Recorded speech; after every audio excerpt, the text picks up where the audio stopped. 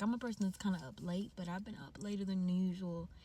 And I haven't just been sitting with myself, I've been sitting with Jesus. I've been trying to take that time to go read my word, to record, to speak, to use my voice, to use the gifts that God has given me. And I think more than anything in my heart, even when I'm by myself in my own car when I'm driving, one thing I'd asked God for was patience in some ways of my life. Like, I had patience in some areas, but I see that I don't have patience in all areas of my life. And I feel that patience truly is a virtue. That patience really is virtue, because let me tell you this. I heard someone the other day say that basically, if you're at a point in life where you're constantly rushing, you're constantly like in a point of survival mode, that's why you can never slow down.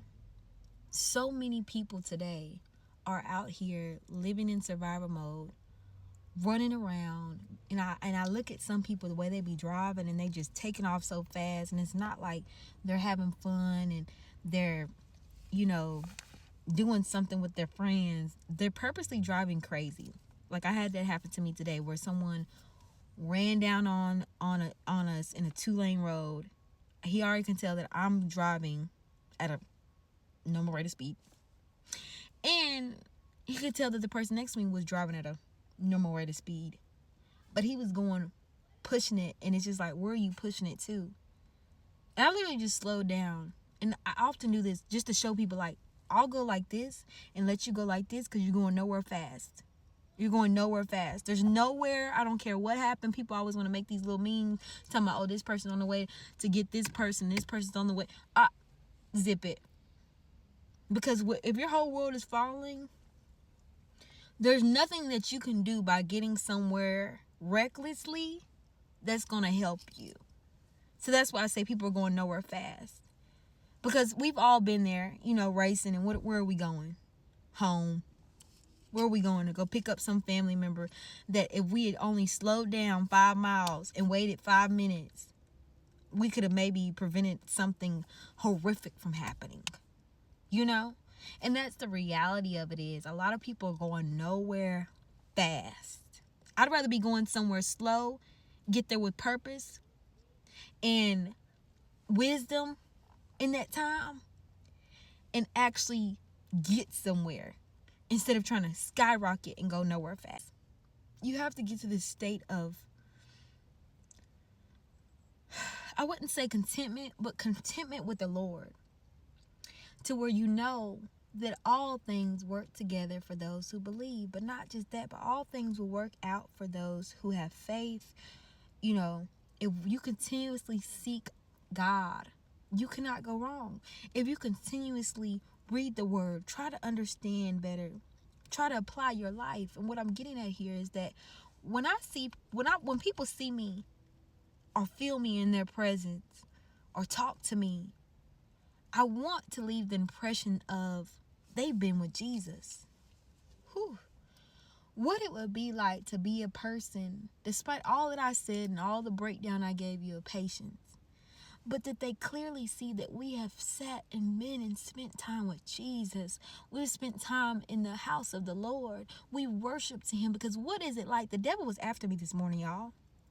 He was after me this morning because I've been speaking and I've been boldly declaring, and I've been trying to break off things that are shackling me in my own life, while trying to still pour out to other people and hoping that this would be like the manna, And I believe I'm doing that. And He doesn't like when we do that.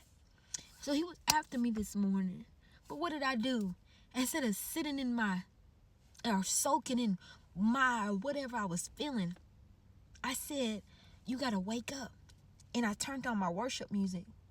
And I kid y'all not, in a little no time, I was in a totally different headspace. And I'm just sharing that with you to say that what it's really about is when you get to the point where people look at you and they don't see just you anymore. They see Jesus and the work that He's done in your life. And you know what that does? It's not about you. It's not about me. It's the fact that we're pointing people to Him. I want someone to say, Z, I've seen such a change in you. What have you been doing? And I say, well, I've been spending time with the Lord. And then it leads them to the Father. That's what it takes. That's where patience comes into play. Because you're going to need patience to be able to minister.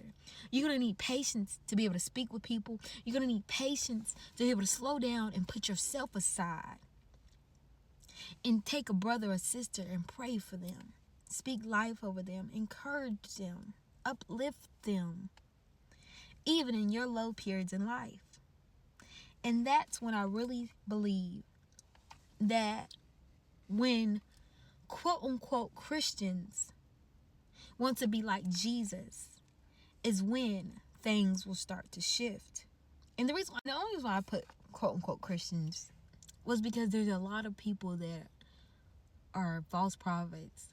There's a lot of people that are not who they perceive to be or who they speak to be. It could be one or the other extreme. They could either perceiving to be of the cloth, or they could be speaking like they're the cloth, but it's not showing up by their fruit. So that's the only reason why I said that. I just had to add that in there so no one gets it confused or twisted that I'm trying to downplay being a Christian. No. But we all know, especially in today's time, you can't believe everything you see or hear. You have to apply it to the word. I wholeheartedly believe that. I believe that we need to start taking things more to God. We need to start taking every thought captive and going to prayer. Because that's where you will find patience. That's where you will find the fruit of the Spirit. That's where you will find new life in living water. Until next time, be silly.